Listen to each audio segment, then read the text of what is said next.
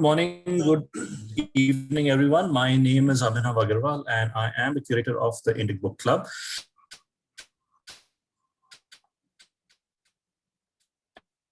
And welcome to this latest edition on the Book Club. We have been running this weekly series since November of 2020, which means we've been doing this for close to 6 months now. And the intent is to help Indic writers and IBC writers improve their craft and art of writing. And we do this by having you, asking you, requesting you to submit short pieces up to 800 words in length and send them to Otis in a particular format. And what Otis does is he puts his trained academic professional's hat on, and he evaluates those pieces. He sends the feedback in.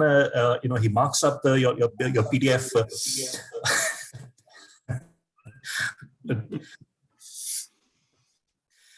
That was a wonderful act.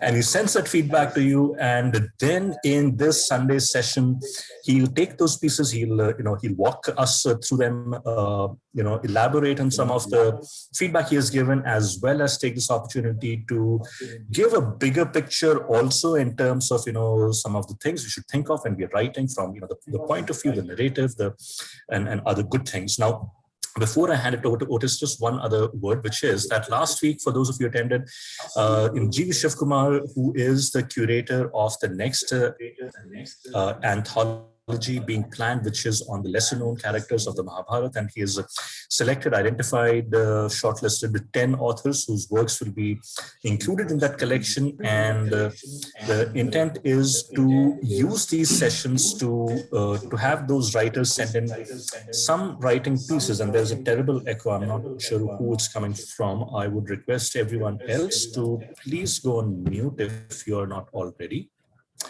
And we have a culprit. So, and from what Otis tells me that he has got a lot of pieces, so that's good.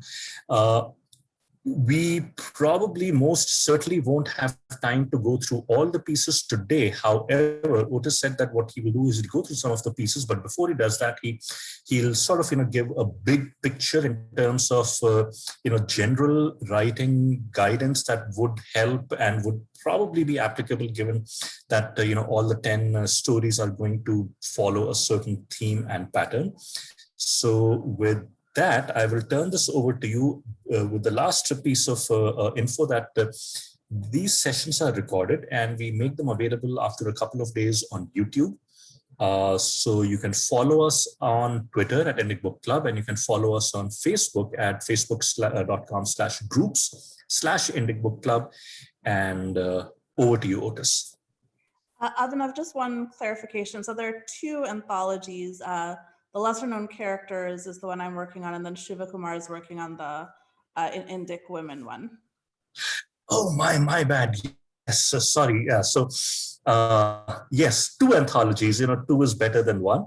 Aditi on the Lesser Known Characters, and Shiva Kumar on Indic Women of substance. Yes, my bad. So we have not one but two anthologies, 20 stories, and possibly 20 authors there.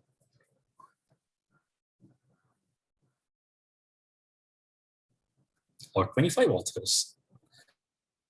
So I'll go quiet now, and over to you, Otis. Okay. Okay, so yeah, this is great. Okay, what do they call it? An embarrassment of riches. So this week with the anthologies, apparently those working on the anthologies put the word out to send a short extra beginning is advantageous, and they sure did start coming in. I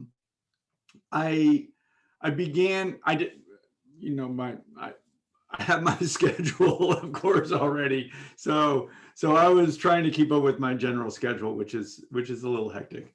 And so I did not get to all of it, but I began reading into them.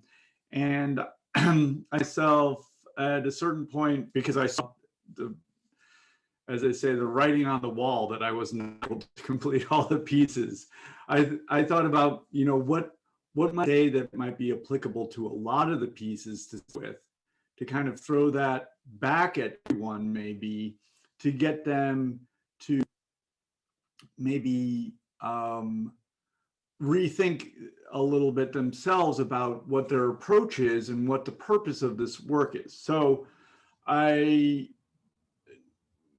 don't have an exact method, and all you write, that you go over and you do things in whatever order, and then finally what we do when we write and when we revise is we sequence our events. So I'm not sure that I went into this exactly perfectly, or wrote into basically trying to answer the question, what is a story, right? Because that's the thing that we're trying to produce. So what is it? What is it that we're trying to produce? What is it that we're trying to get on the page? It's a story is a dynamic action that involves the reader in the dynamic action that takes them from A and dynamic action to point B. Essentially, what a story is a character intersects with an event, is the antagonist force, and it achieves an outcome. But we'll go into that a little quickly in a minute.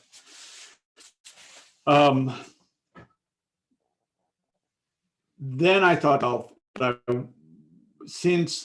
so there's two anthologies. The story conversation, I realize, is sort of writing into it and writing some notes that I will bring up onto our screen in a second, applies to all of us. We're always writing stories. It doesn't matter whether we're writing you. It doesn't matter if we're writing about, lesser known characters of the Mahata.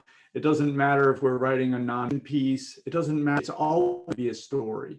It's always be this basically what we sometimes call a conflict, regardless of what we think about that term, of a character or something, an entity of some kind, coming to bear on something else, right? An idea, another character, natural disaster, and then it's a result of some kind.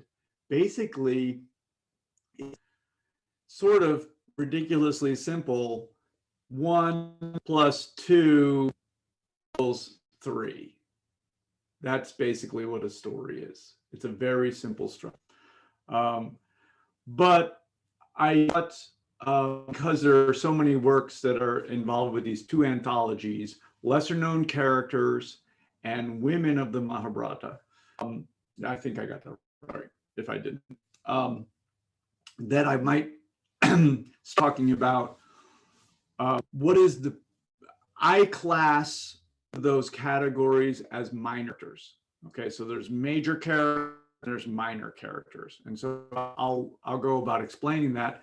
But the first thing I wanted to sort of try to address was, why do we write about minor characters? So let me share my screen.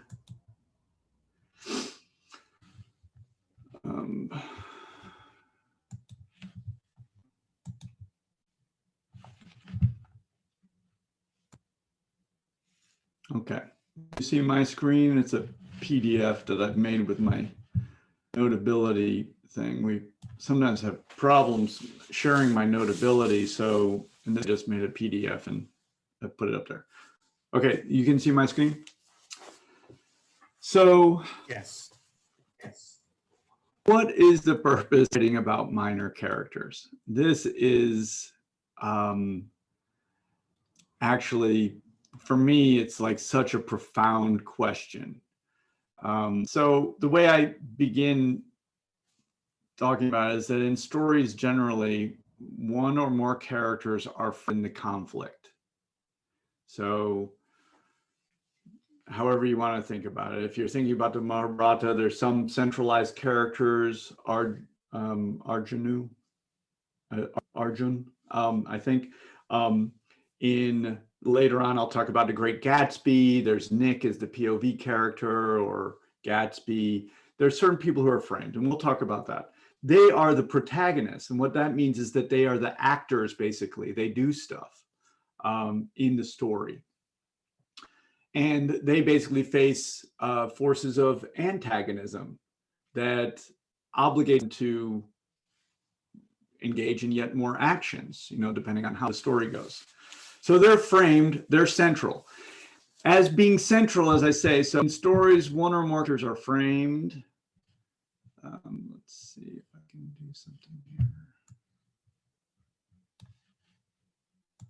Do this. Okay, one or more characters are framed.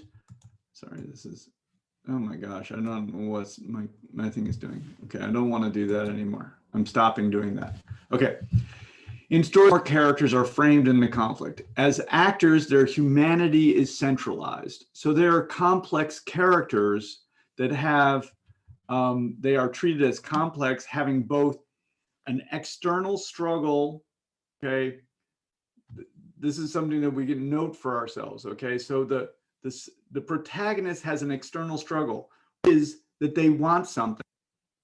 It doesn't have to be complicated. It can be they want money. They want a job. They want a girlfriend, boyfriend. They want something. So that's their external conflict, and they're trying to get it. And they have an internal struggle, an internal conflict, which is a subconscious need.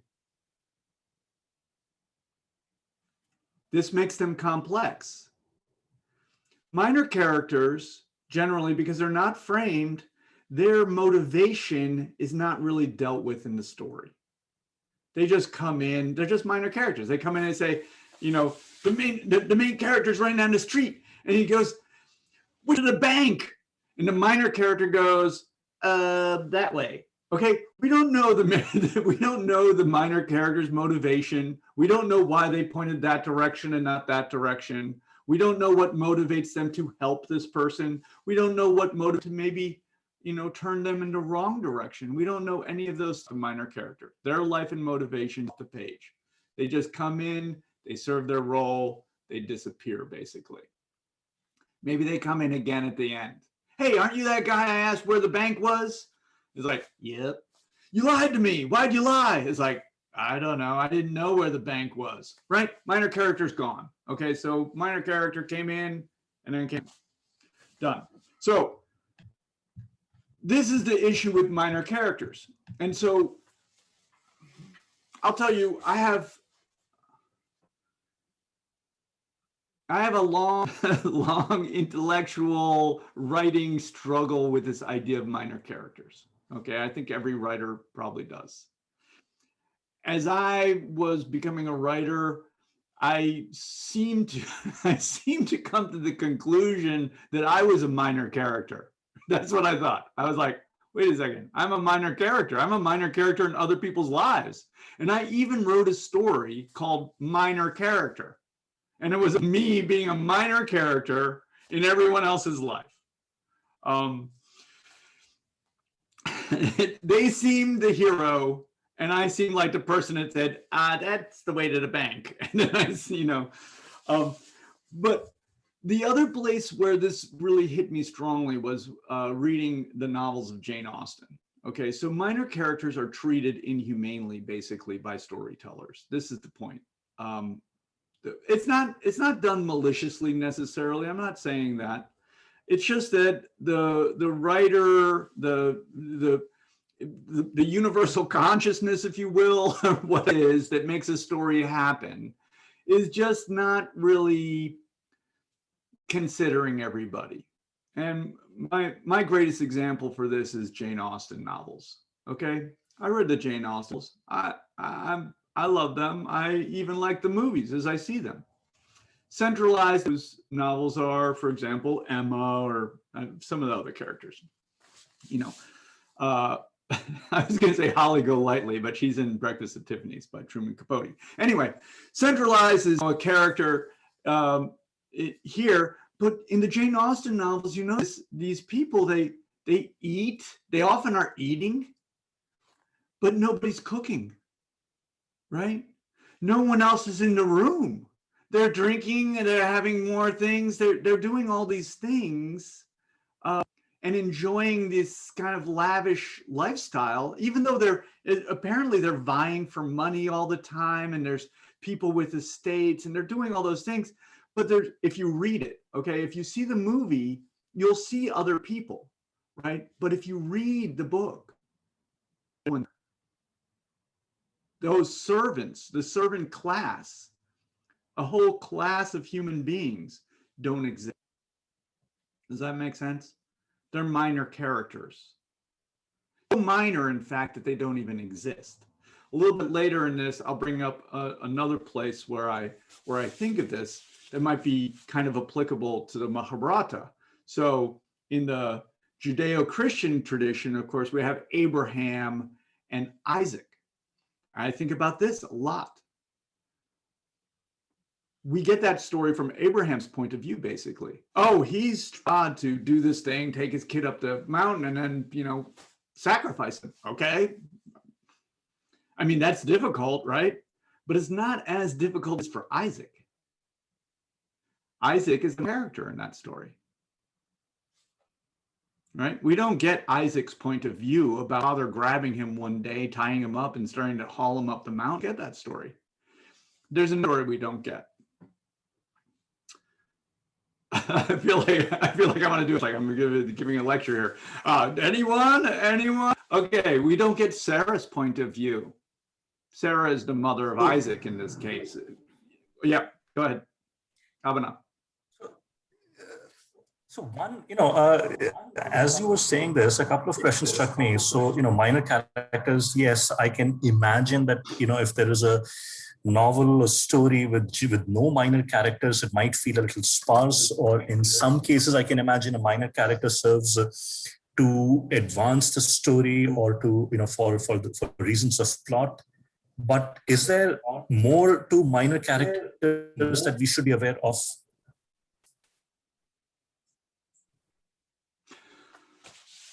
Well, I just right now I just want to develop essentially what a minor character is, because what we have if we're going to be writing minor characters is we have the problem basically of taking a minor character who is not dealt with complete humanity, right?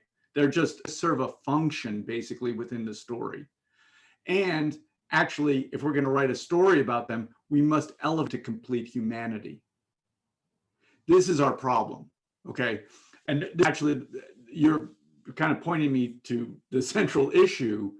It's really a question of what you want to do.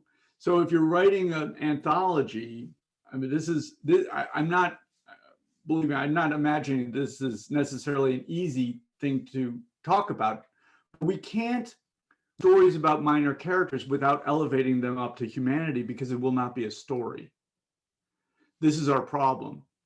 So if we take minor characters and we simply write about them in their same subordinate position as they were already depicted in the story, right? We're not writing a story. That's the problem, because the story humanizes the central character, the main character. So we're taking a minor character and elevating them up to the main character, and therefore we must humanize them in order to write a story. It's so funny. I was thinking about this. It's like, I'm not doing this. It's not me. I don't want to rain on anyone's parade about what they can do in the story. It seems to me that this is just universally true. This is what a story does. Story centralizes a protagonistic force, and it makes us empathetic to their human struggle. That presupposes that it must be a human struggle, and then they're not a minor character. Going back to my evolution as a writer, yes, I wrote a story called Minor Character. And I wrote it was kind of a long piece in which everyone else's point of view was there, but my central point of view was never there. And I would come in, I don't know, it was bizarre, experimental, whatever. But what you come to realize, and this was part of my evolution, is that all major characters in our own story. There is no other choice to it. We're the character in our story.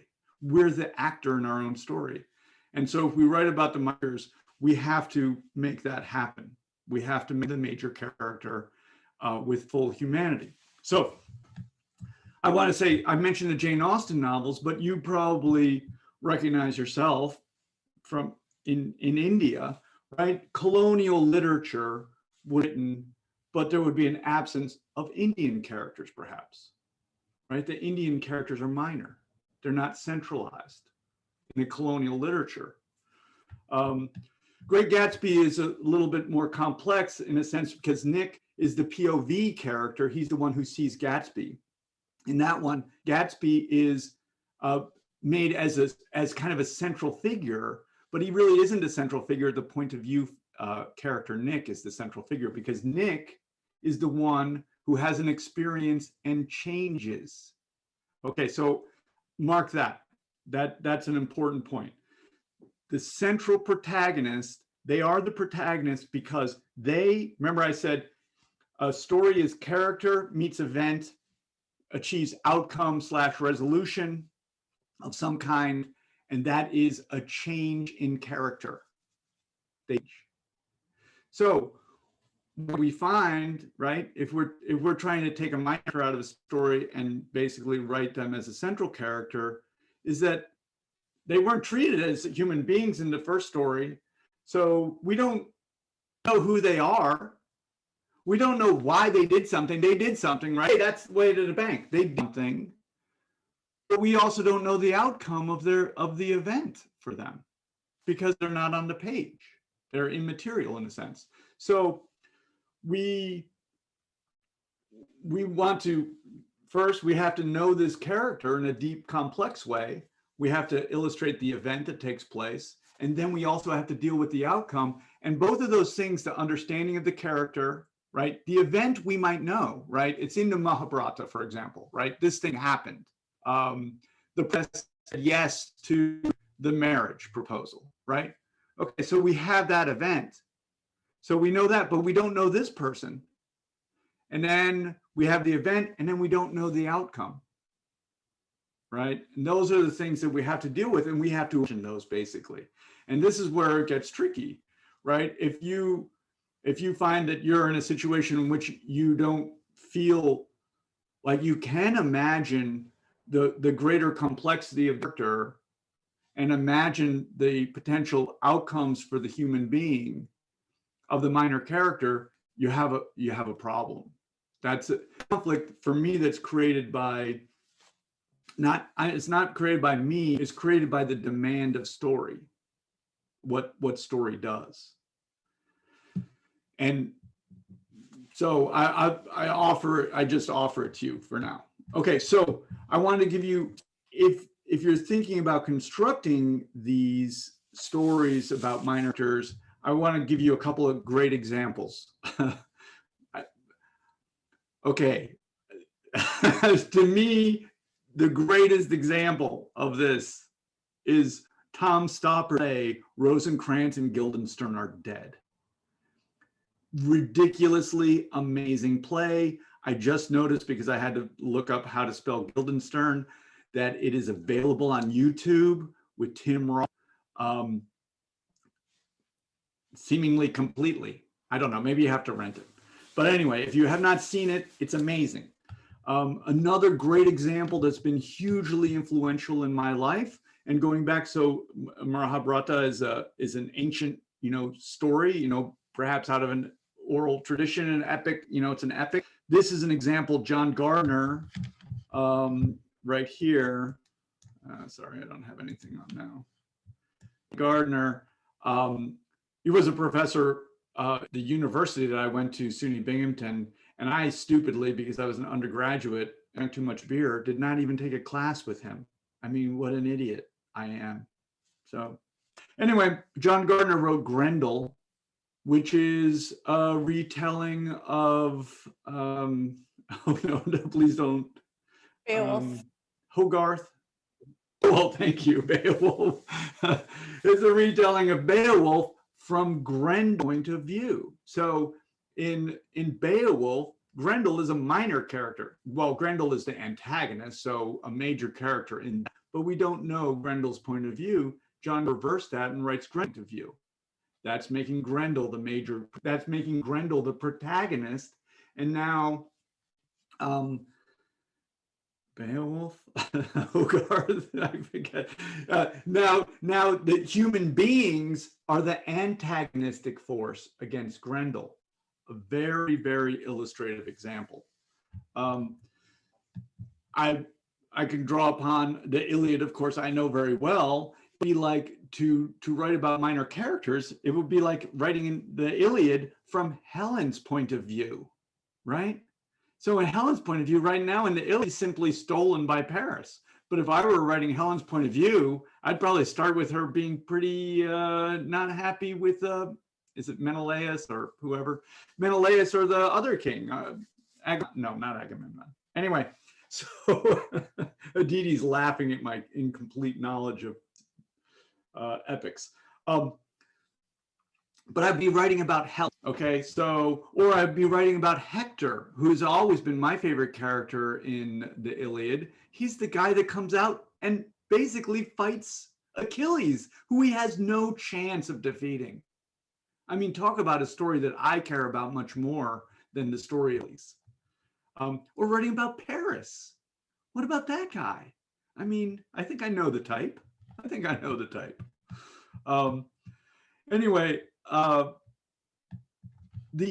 the way that these stories are done, and this is particularly evident in the Stoppard play, Rosencrantz and Guildenstern, is that it basically takes a story that you understand and it looks for where these minor characters intersect with that, right? So that's part of the larger cultural.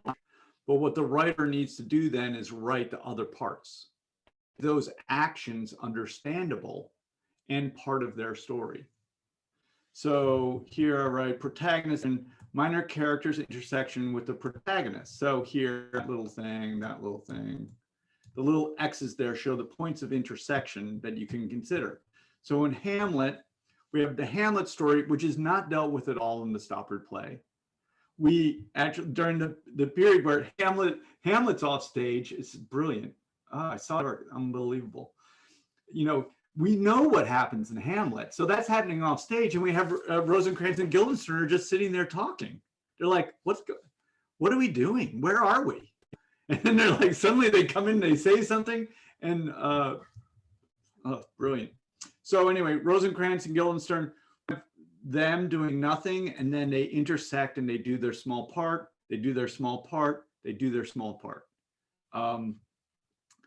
Stoppard then writes the entire story. I don't know if you can see my cursor. So we're following them, right? Like I'm saying, they're sitting there, then they do their part, then we follow them again, they do their part, follow them, follow them. That's the story we're writing. Oh, that's separated this. So if I was writing about Helen, I might write Helen's story. And then I get to, you know, Paris says, come on, what do you have to lose? Let's run. We can run now. We love each other. And she says, okay, that's her action in the story, right? Now I follow her. She's gone back to Troy. Maybe it's not as great with Paris as she thought it was going to be. But then, oh, guess what? There's a whole bunch of troops there. They're blaming it on you, on me. They're not blaming it. It's not me. It's because of the trade routes, she might say. Okay, and then we follow and we go someplace else. And here I'm ending with this idea of Abraham, right? So in that story, we get Abraham's point of view, but we're not understanding Isaac. We don't have him playing with his toys, whatever he has, these toys. Suddenly, oh, hi, Dad, what's happening? Why are you grabbing me? Where are you taking me? You know, and then up the mountain he goes. We don't have Sarah's story. Sarah, you know, what's that? Abraham, what are you doing? What on earth are you doing? And he's like, be quiet. You don't get to say what happens. So that's a little bit of my conversation about what it is to write about minor characters. But I go back to, so in a couple of the pieces that I've read so far, it seems like, and I want to recognize that I appreciate that there can be a conflict and a difficulty with taking the step to really route the minor, making the minor character who is a human being, and not treating them as minor anymore, but treating them as central. I think that that is the issue. And that's what's required in order to write a story that is going to be compelling about that character. If you take that character and you're simply just bracketing them and basically giving them in their same subordinate position, right? So, you know, a person who is essentially not motivated, who does not engage in complex internal and internal struggle, if you don't treat those issues, then you're just really bracketing. You're just getting them as minor characters, and that's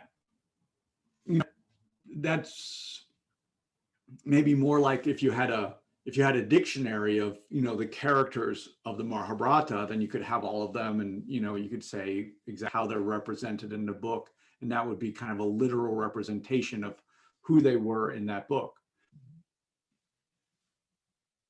But the other side is, if we want to take them as right and write the story about, then we have some other options.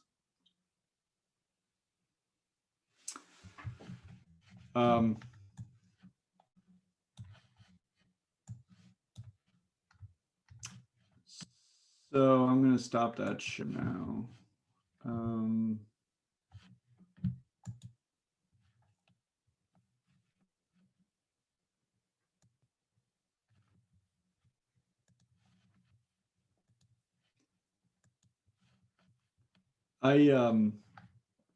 I'm happy to share those notes to draw up something more formal.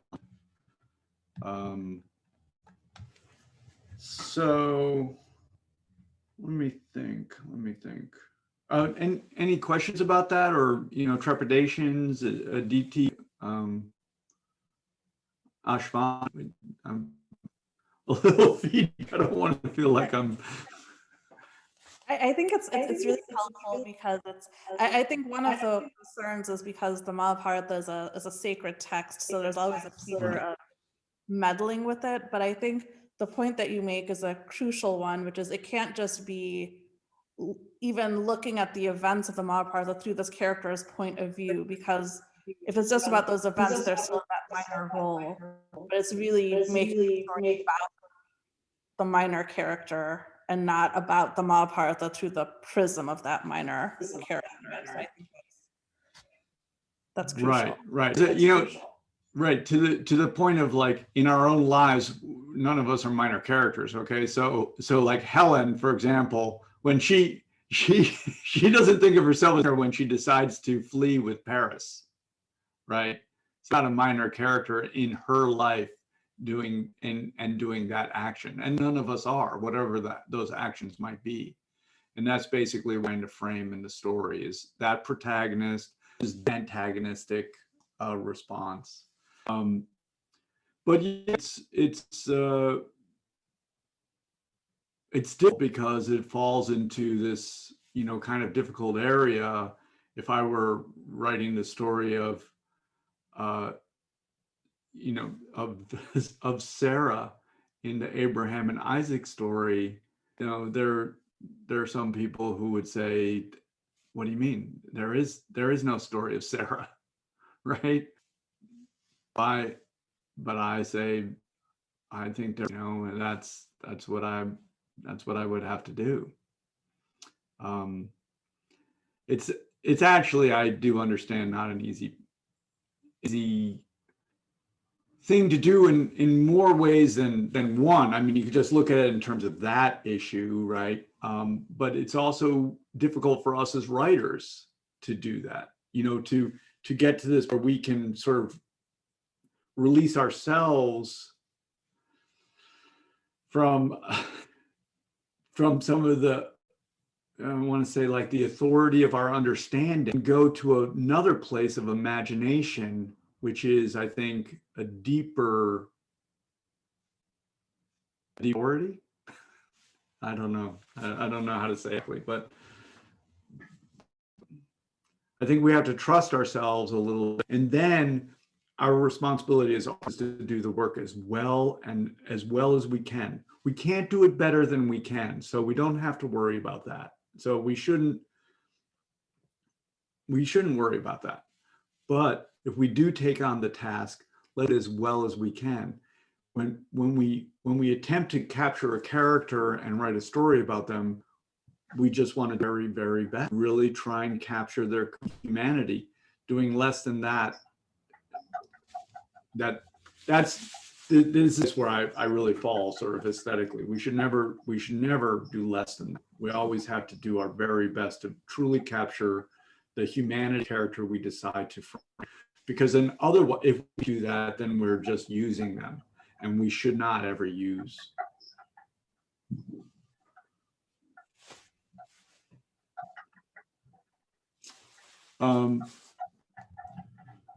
Maybe I will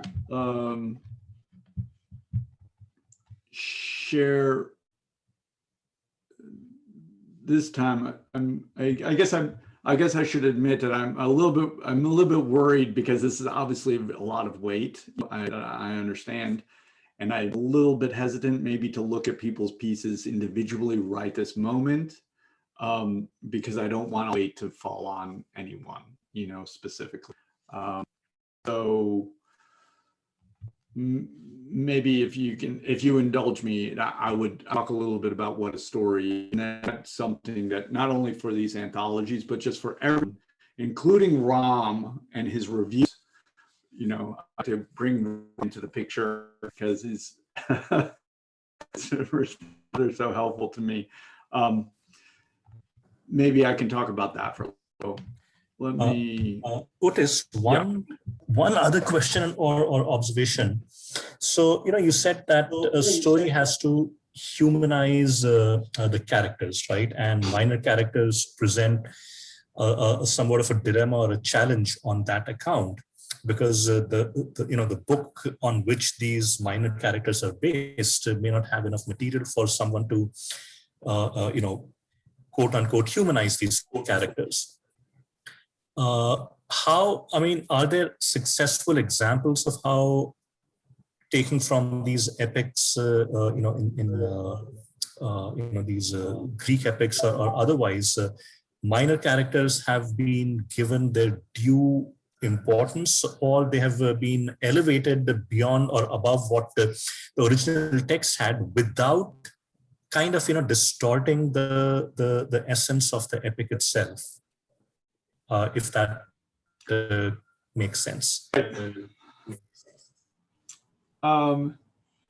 Well, I don't have a better example than I think this play. I mean, obviously, Hamlet is not a sacred text. I mean, it is in some ways, I guess, but in the Church of Shakespeare. But that was a tremendous job, because I just read this, so I don't really know what absurdist means. But when Rosencrantz and Guildenstern are involved in Hamlet, they are just sitting there basically nowhere. So that's part of the. I think in a sense, Stoppard is dealing with some of the things that you're talking about. They are characters being used in a story, and he's taking that on in a sense. I think that Grendel, again, there's a lot that happens when we change the point of view. It's a tremendous change. Grendel doesn't damage the epic of Beowulf. It responds to exactly the same textual elements, but it tells it all from Grendel's point of view. So that changes the entire thing, because now it's no longer about Beowulf being the central protagonist. It's about Grendel being the central protagonist. That switch of the protagonist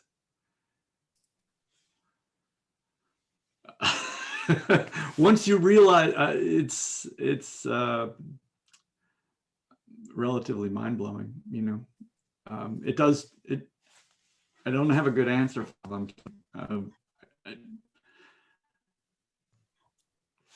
There are some. So let me maybe start by trying to give an example. Okay, so one of the pieces, I'm not drawing it up right now, but you'll know probably the princess, and I feel like I've read this story, but she's basically allotted to, there's going to be a proposal from Bhishma, I think, and then, but she's going to maybe go back to another principally. But anyway, she's depicted as vain. Okay, so in the story, she's depicted as vain. That is a perspective, let's say the Mahabharata, I would imagine is coming from that she's beautiful, but she's vain, perhaps, But if we're treating her as a character in a story, we can't treat her as vain. I mean, people are not just vain. They are human beings who are engaged in strategies according to their context in order to get wants. And, we have to make her more complex, essentially. This is where what I'll get to here in terms of the story, we have to understand and depict her motivations. In a sense, she can't just serve, right?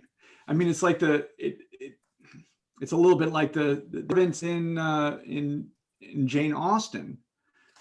They have no motivation. They don't even show up. They don't even have to show up. We don't find out that they have, a family of 5 that they're feeding at home, and that they're accepting the orders of these people who are so abusive to them because they need to feed their family and they don't have a choice. We don't get to know any of those things.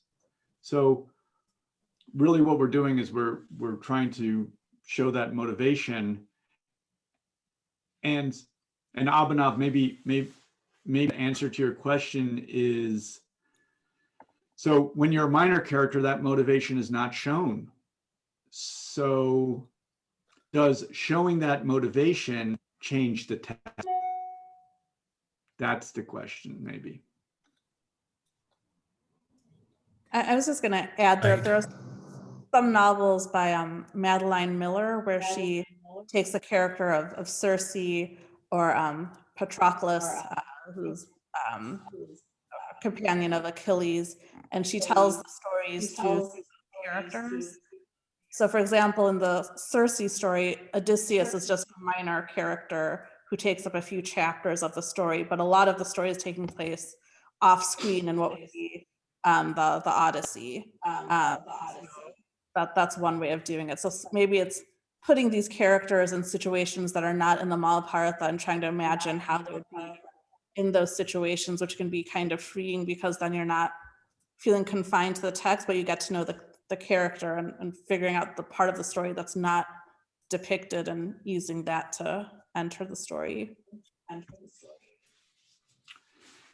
That's a choice. That's definitely a choice. I mean, you could take a character and just have another scene in a sense, but what you're describing with Circe, there's a chapter that shows the intersection of the story we know, which is sort of grounding it into this cultural context, but then we have all these other stories. You could actually not do that. You could have Rosencrantz and Guildenstern, right? As their boyhood friends. We still know the whole Hamlet, we still know that stuff, but we're just concentrating on them and in effect humanizing them. Or you could work with this idea of intersection with the story that you're drawing upon. It's yeah, those sound like good examples. Well, let me, with that in mind, I guess this is probably the main thing I'm trying to address, maybe, and it might, it's a good time as creating these projects that that taking on this project means pretty much writing a story with these characters as central. And so rather than reproducing the text that you know. This is another question for us. It's like, if we're reproducing the text that everyone knows, what are we bringing to it, right? What is our addition?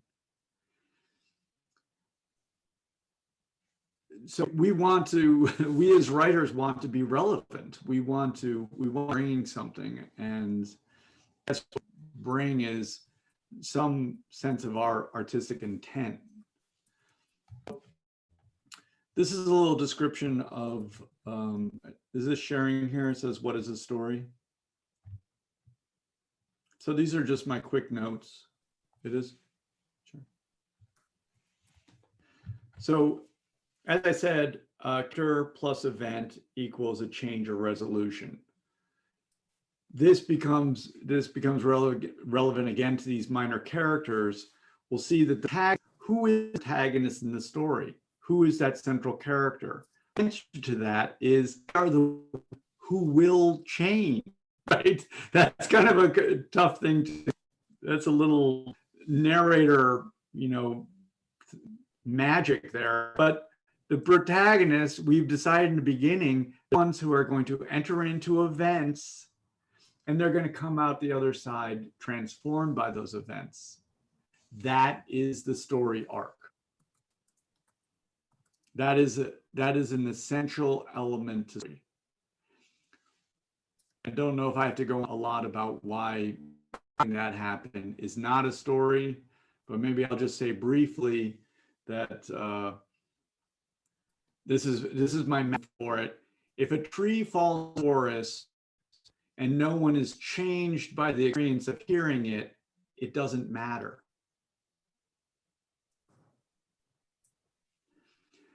The character, the protagonist, is the vehicle for the reader's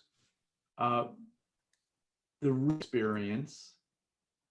And the reader wants to experience an event peacefully and not in peril. They want to experience and be changed by it psychically. That's why they comes to our work. They want that change. They're not coming to our work to read things that are irrelevant to their lives, basically that don't matter. And so the way we work with stories is we create this protagonist in which they have an experience that does change. The reader rises with that experience and experiences it through verisimilitude, and they're also changed and transformed the story. It leads us to, I read this and I cannot look at the world the same way again. That's a very positive result of work. And in fact, what happened to me when I read, for example, Grendel, it is also what happened to me when I watched Tom Stoppard's play. I could not look at it the same way again because I could not look at characters about humanity. That's what occurred to Grendel. I could not look at the antagonistic force as a monster, right? Because that depiction. So that was revelatory. So character plus event is a conflict. Conflict is two things, right? The character and the event is the force of antagonism. It could be a person, a natural disaster. It could be this, that, or the other thing. Basically, to create the greatest dynamic force, they should be diametrically opposed. I want money. This bank, I do not to give it to you. I want money. Okay, diametrically opposed. This creates the greatest action. We need the greatest diametric opposition on the page because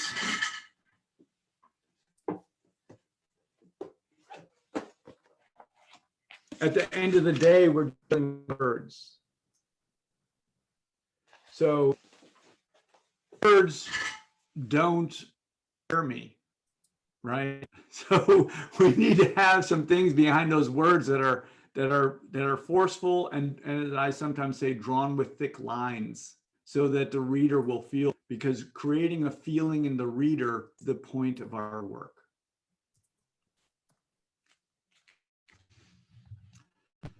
Okay, as I'm here, the point of view, character the one who will change. And then this is going into some things I already. The complexity of the point of view character is created by two things that are essential to the story and the story arc. We understand the point of view characters struggle, meaning we understand that they want money, for example, but we also understand the point of view character subjectively, meaning that we have insight into them and we can, we understand why they're trying to get this thing, even if they don't understand it themselves. Take, for example, the character who is depicted as vain. So we might see that she's taking actions to look good. What we understand internally and subjectively is that she's doing those actions because she fears being rejected, because reject means that she's used to her family, useless to the world. So we might understand those two issues. So now we don't see someone is vain at all. We see who wants something and wants something for a complex emotional reason. And that makes her human.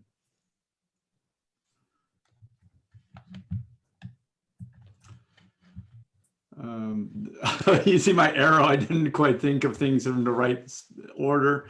Okay. We witness events. Okay, so I was going to say the point of view character. So the distinction between the view character protagonist is that we understand them both externally and internally. However, we do not understand the antagonistic forces subjectively. We only understand them objectively. Does that make sense? So the writer should be depicting the antagonistic forces, but not investigating them. So that is left for the reader. That space of feeling that the reader is able to assume. So, like for example, wants a question? Yeah, I would ask. That's my story that you have been talking about, and I just wanted to mention. Okay. Yes, I just wanted to mention that this story of Madhuri is about a vain, ignorant girl who has been very protected in her family, and she grows on to learn things in life. That's I wanted to show the difference between her beginning and her end. That's why I started like that. Okay. I actually think it's a well, story. Pardon? I think yeah, it's different from the story. It's not your story, I think. Yeah, it's my story. He mentioned the proposal from Bhishma for Madhuri. No, I think it's another one. Okay. Okay, I'm sorry then. No, it's not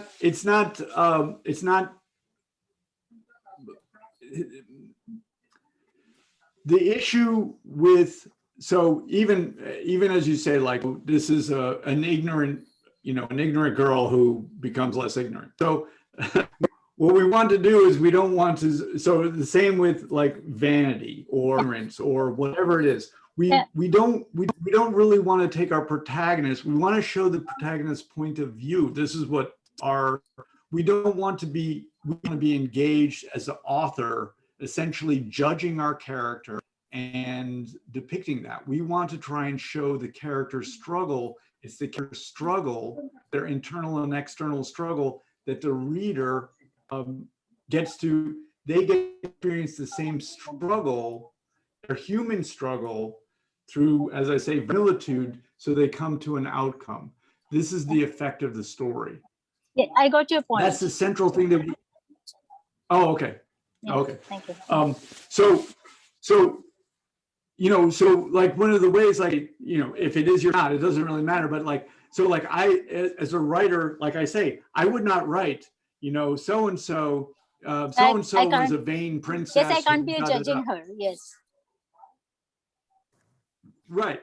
I would instead have her doing her things, acting, right? This is the thing that we want from the protagonist, is that they act, and they act through motivation, just like all of us do. That's the central thing to depict. We'll bring an inner character who is only serving a role before. Now we want to make them the central character. We want the protagonist. The protagonist acts. I want to emphasize that non-action is also a choice and an action. So they are an actor. They are doing things. And they are making choices for reasons important to them. And if I can, I also, so I am also the central character in my own story. I also do the same thing. So now this is a point of similarity between me and her, right? I think it's worth saying, like, and it's for us all, right? If I come in and I'm judging my character, right, that the reader either agrees with you or feels threatened by it, right? They're like, oh, she's vain. That's a distance. You know, I'm like, well, I'm a real person. I'm a character that engages actions and I'm struggling. I'm filled with a zest for life. But this character is just flat, just like this. I can't identify with them. But when you show her struggle, which she has, I find my struggle with her struggle. I'm also struggling. Struggle is the universal element. It seems to me. And it's also this wonderful thing. This is how I think my point of view is so powerful. Why it's such a powerful tool in our writing is that, like I say, the point of view character, the protagonist, we understand both their external struggle. We see what they're doing. Everyone else sees that too. She's there primping, you know, doing all her stuff. But we also understand the motivation. So both the external and the internal. I am the same way. You see me going around, walking around the street, strutting around, you know, being all big and bad. You don't understand you don't understand the internal, that I'm actually terribly insecure and terribly afraid. And I push people away because emotional interaction makes me scared, whatever it is. So we all are doing the same thing. We all have this externalization and we have internalization that no one knows about, a secret. When we show both of those things, then my secret self, who's just like that, I identify with it. And I empathize with it. Now, this is what people have often said, you know, heard me say, what do we want to do when we write a story? We want to grab the reader by the throat, violent sounding, and not let them go. What I just said now about the internal and external point of view, and me having an analyzed self and an internal secret, that connection is to grab by the throat. Thank you. I got your point, and I'll work on it. Yeah. Thank you. I want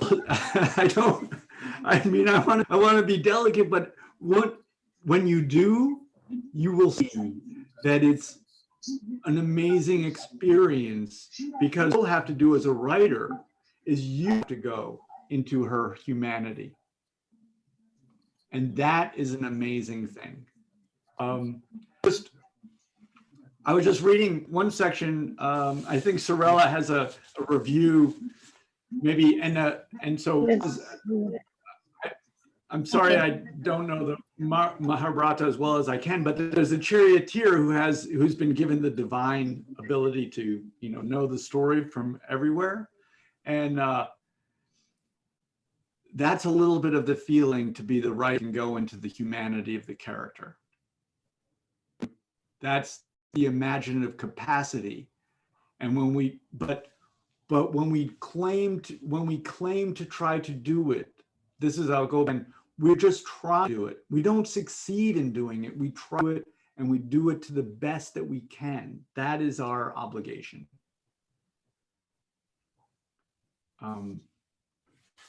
So Otis, one question now on how do you want to do this next week? Because you've talked about some of the the higher points of minor characters and establishing the point of view, the conflict, and so on.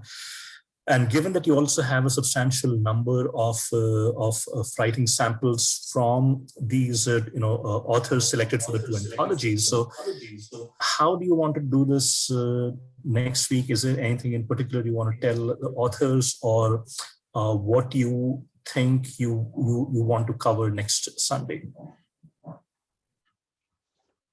Well, okay, great, thank you, Abhinav. So I totally understand how this is, but I think what I would say is maybe, and like I said, I have not been able to look at everyone's work, but I think I would like if people could say, if all the authors could maybe just try and take this in. I was thinking about this a little bit. Okay, so I'm saying all these things, but it's sort of like trying to tell someone how to dance. You can't really tell how to dance. All you can say is listen to the music, right? So I'm maybe trying to say, take this in, see where it goes with you, and maybe look at these pages to start with. The thing that we want with the thing that we want to begin with are really these two things of point of view character and understanding their external conflict and their inner conflict. And what I would suggest to do that, so that we know who the protagonist is, we know that they are things like they are the vehicle for the reader. They're the vehicle for the reader's discovery through this life process that we call story. So to establish the point of view, but it's a little bit more complicated than that. I often say establish setting, but now I want to revise myself. I'm always revising. Establish the setting through protagonist's point of view. Will the conflict, the external conflict, by including the antagonistic force, which is basically the rest of the world, an antagonistic force, so that we're clear of the conflict. And try and let us into the interiority of the character so we understand internal conflict. I didn't quite get to some other aspects of story, but basically that internal conflict and the internal conflict can be reduced to this idea of what they want. So if we're talking the woman who's primping herself, she wants accepted, right? So she wants to be accepted. So that's what she wants consciously. Subconsciously, there's a greater need. Should be aware of, to some degree, even if conscious need, they don't know it consciously, they're driven towards it. So it isn't, she wants to be accepted, but she needs to be, for lack of a better term, loved, something. So we want to try and show these two things right away, if we can, because they are the subject of the story. And what happens with the story is what they want. This little shape is called chiasmus by the Greeks. We have a reversal of these two things, where what they want becomes diminished. They do not get what they want in a story.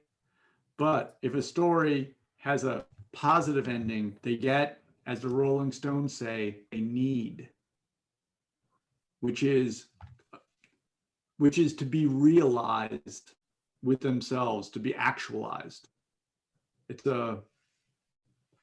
enlightenment in a sense. Even that is a kind of rebirth, because what they want is often material, but what they need is very often spiritual. And that's the movement of story.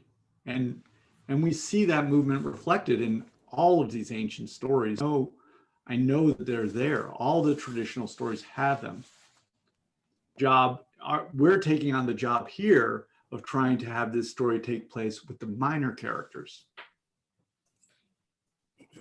So, so if we can take that on, I would love to see driving into that point of view of the character that you're treating, so that the reader, their humanity, that would be a great aspiration. I would love to see that. So here's a suggestion. We are at we're close to closing time now, but so here's a suggestion to the people who sent in their works.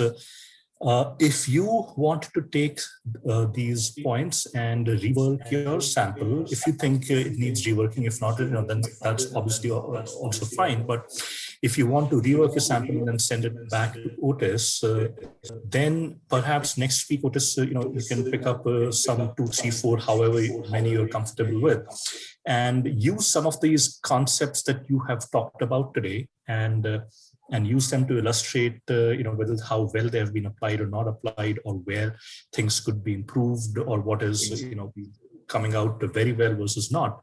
How about that? So, it's both to you as well as to all the, all the participants. Yeah, Abhinav, that's a great suggestion. So right. I mean, there's, no forcing. Okay, so just take things in, see if this inspires. Look at those first pages, be like, well, maybe just try it. I do this a lot. Okay, I take written and I just write experiment. And sometimes, or you could even say, that Otis experiment. I'm gonna do it, right? And just try it. Not that you feel invested in, that places, right? But this is just a place to open it up. It would be great suggestion. If you write to me and tell me it's a rewrite, and then I'll treat this one, as the right of the older one. And I will also then work to review the older pieces if I don't have a rewrite. Does that sound good? So then, yeah, then I'll absolutely. be treating everybody's work.